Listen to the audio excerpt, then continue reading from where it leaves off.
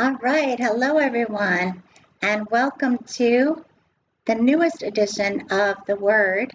And I'm very excited to have all of you here. I'm hoping that you'll enjoy the show tonight. I'm finally back on video as well, and thought it would be worth it for us to go ahead and give this another shot with the exam prep show without having maybe the screen up. At least you can see me tonight. And next time we'll do it so that you're able to see the screen as well. Maybe you're able to see the screen, I just can't tell. So without further ado, I thought we would talk about some ethical issues tonight. And if you're able to see the screen, that's great. Otherwise, I will definitely show it to you next time. But in terms of ethical issues on all of your exams, whether it's marriage and family therapy, whether it's clinical social work or mental health counseling, there are certain ethical issues that come up over and over again. So it really bears worth repeating that confidentiality is of the utmost importance, except under certain circumstances, which we will discuss when that is, that minors have rights, and that those rights to be able to see a therapist if they want to, and to have a pregnancy be confidential are very important to know as well. And there are a lot of issues about dual roles and how to make it so that you're not someone who is seeing a client in the community or accepting gifts or accepting exchanges of services in a way that is appropriate for the exam. And then finally, abuse reporting and reporting emergency situations appropriately and contracting for safety with people who might be suicidal or homicidal. So those are the main issues here that we will be discussing.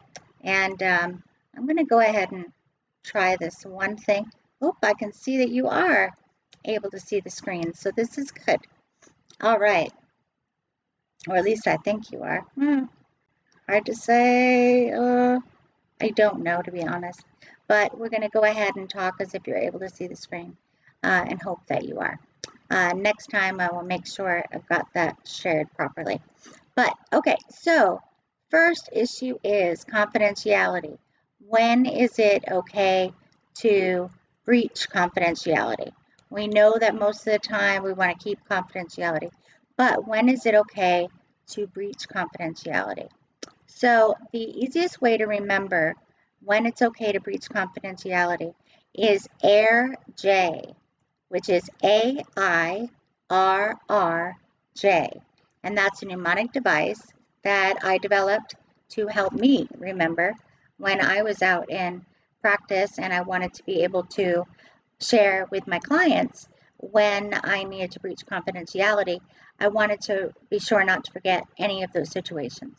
So I came up with that mnemonic device, and it will help you for the exam as well. So the A in the AIRJ stands for abuse.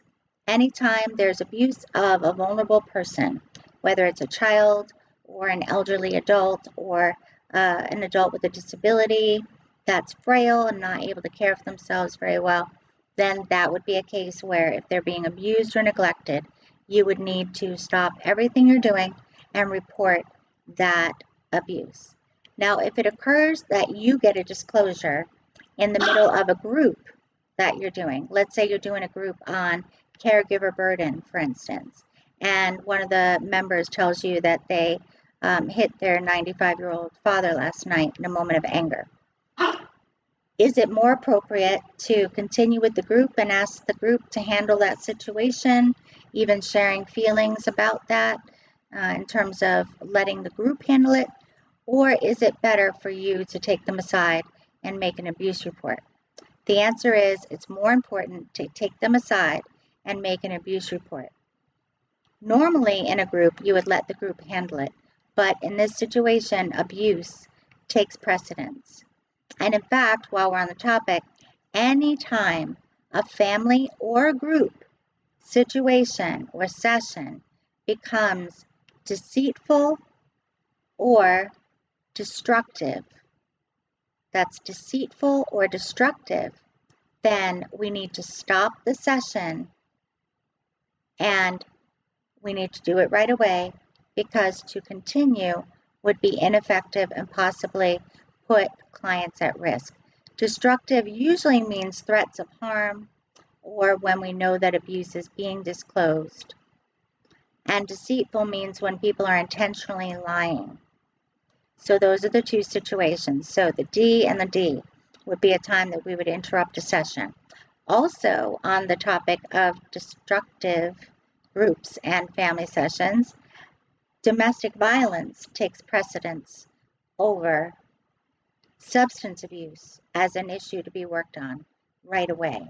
So if you have a scenario with a couple where they have a history of substance use or alcohol use and they might be relapsing, but it also says that they've been fighting or arguing and that they have some kind of history of domestic violence, which would you attend to first, the substance abuse or the domestic violence?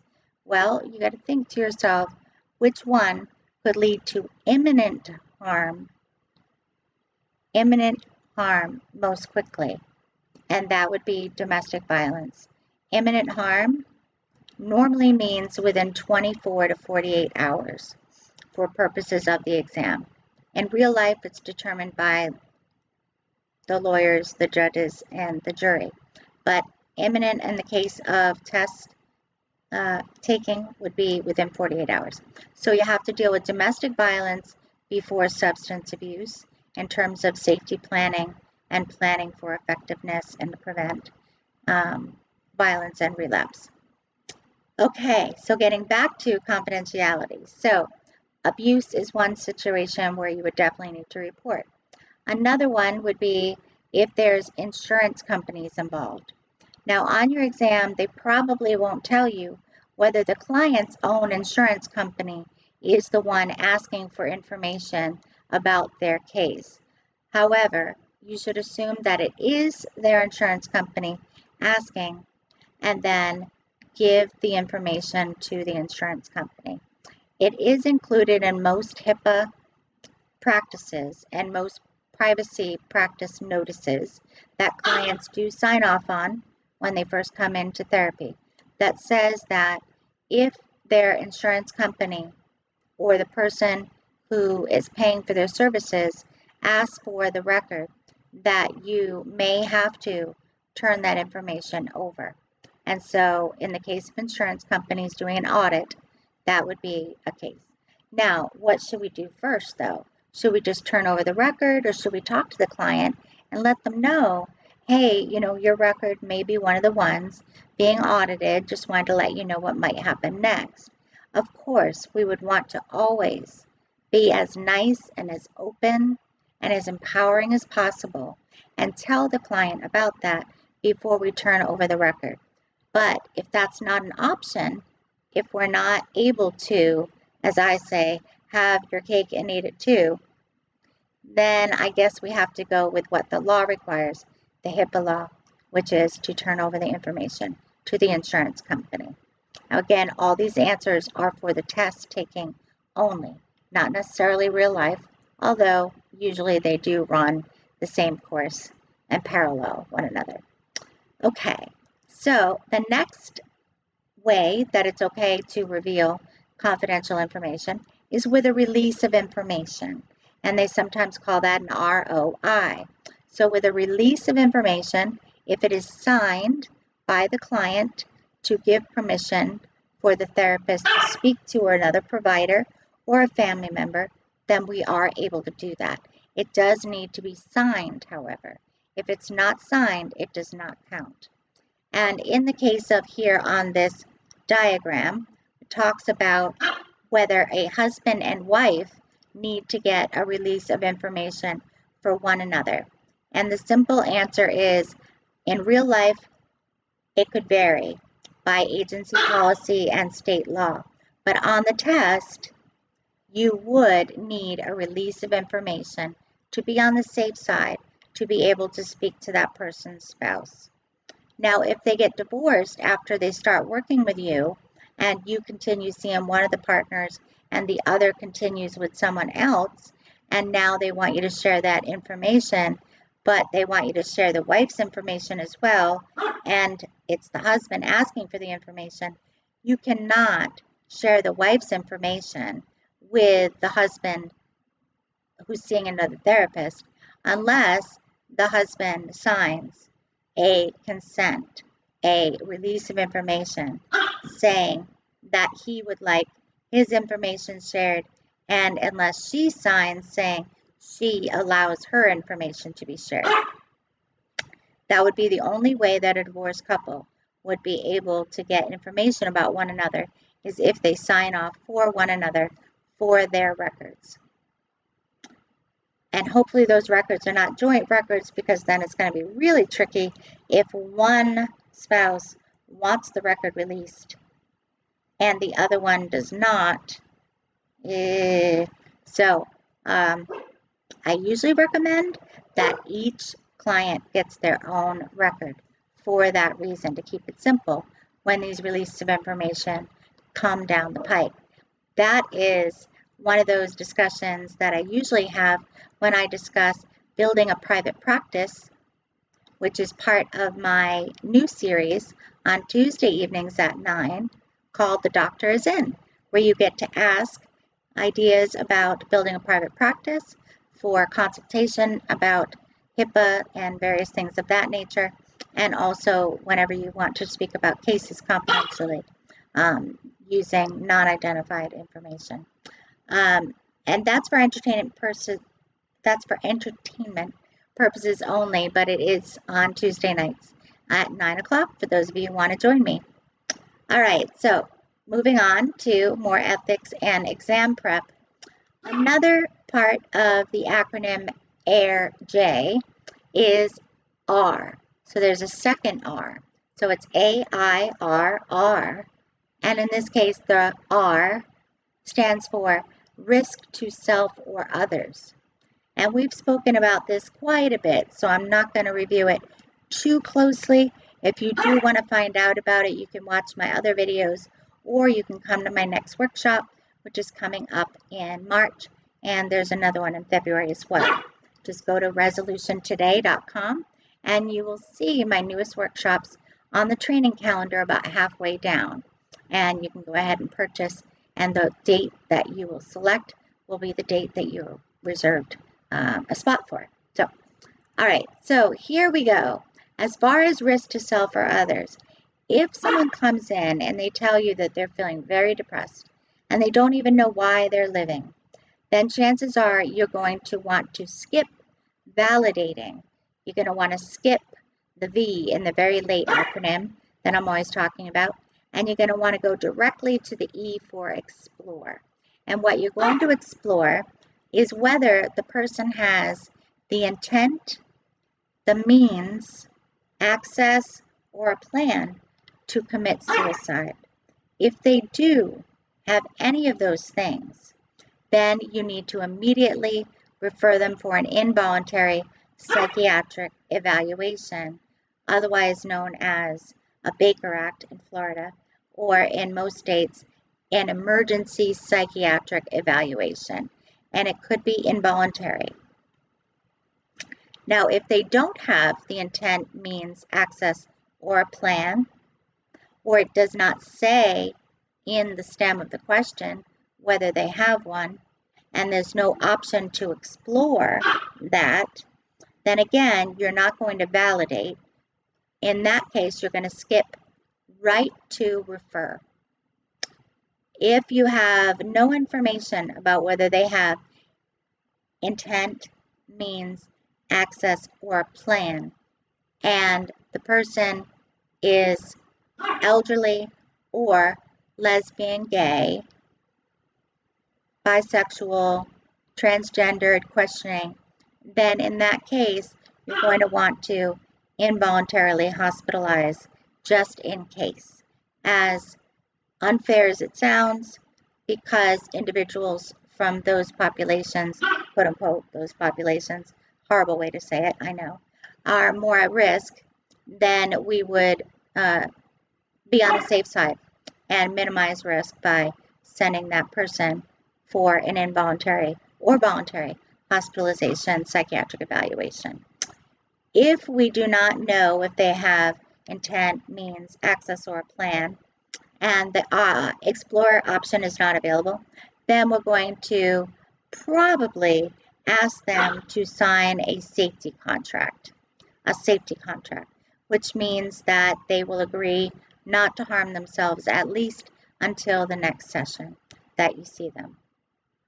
And it will provide them with emergency contact information, resources, coping skills they can use, affirmations they can say to themselves, and also resources for just feeling better. So that is what you would do if someone's a risk to self. Now, if the person is a risk to others, meaning they're homicidal, then again, you want to find out, do they have intent, means, access, or a plan to harm someone? So, do they have the IMAP, so to speak, to cause imminent physical risk to life of another person? And if they do pose that risk, then you should first let that client know that you will be calling for some kind of emergency authority to intervene, and then you can warn the victim. I would say you're going to first inform them of your actions, and then warn the victim, and then call the police in that order. If you think the person would be violent with you, then do not inform them. Just warn the victim, potential victim, and then contact the police. Okay, that's if there's imminent harm threatened within 48 hours typically. And if you have a specified potential victim. If you don't have a specified potential victim, then there's really no one that you can warn. Now, if the person does not have an IMAP, then I'm going to ask them to sign a safety contract to promise not to harm that person. And again, give them resources and referrals that they can use. Okay. Now, if in the off chance the exam asks you about someone who has HIV, let's say a client has HIV, they have not revealed their status to their partner, but they're having unprotected sex with that person. In that case, then you do have a right as a therapist to warn their potential victims, that being their partners, of the risk of unprotected sex. However, if you have an option to encourage the client to do that themselves, then of course you want to take that action first. So whenever you have a chance to have your cake and eat it too, to be nice, to be strengths-based, to be soft, and you have that opportunity in the same answer as one that would assure the safety and protection of the other person and the client, then that's going to be your best answer. The one that offers you the niceness and the boundary and the safety all in one. So the trick of these ethics questions is to be as nice and as soft as you can, while also ensuring boundaries, safety, and getting the person the help that they need. But if you're not able to do all three, then essentially the most important thing to do is protect the safety of others and maintain your ethical boundary, even if it makes you seem a little bit rude. That's the only time it's okay to be rude on your exams, is when you're protecting your boundary or your client's rights. Okay. So, having said that, the next major area for us to discuss is, when else is it okay to reveal confidential information? And the answer is when you are asked by a judge. So J is the final letter in our AIR-J mnemonic device. So it's AIRRJ. Judge is the only person who can order you to speak or to reveal records from a client's case file. Not a lawyer, not a lawyer's subpoena, not a court order from a lawyer, only a judge's order, a judge him or herself, or someone who is court ordered into treatment. So they have to be either court ordered into treatment, you have to receive a judge's order, or you have to receive an order from a judge in the courthouse. If it just says a subpoena, the lawyer delivered it to you, that is not something that you have to reveal case records for. You can discuss it with the lawyer in terms of what you do need in order to reveal that information. And you can let the lawyer know that you will not be able to speak about even if the client is a client until you receive first a release of information from the client to speak to that lawyer, even if it's their own lawyer. And then if you can get the lawyer to get you a judge's order, then you will appear in court as requested by the judge, but not by a lawyer. The reason being, this is just kind of a side note, again, more that will be discussed on my Tuesday night at 9 show. If you respond oftentimes to an order from a lawyer only, let's say it's your client's lawyer, and they really want you there to advocate for them. Let's say you do that. The opposing counsel can then accuse you of being biased because you appeared in court on that one client's behalf, but you did not offer testimony for the other side. You did not maybe even meet with the other side's attorney, quote unquote. So you can get yourself in a bit of a bind where you are accused of being biased. So the only way to avoid that is to get a judge's order. Okay. So, but anyway, that's more stuff that you would want to talk to a lawyer about and your association. Just saying, for the purposes of the exam and for entertainment purposes on Tuesday evening, the best way to keep safe on confidentiality is to make sure that you get a judge to order you to reveal records before you ever do that.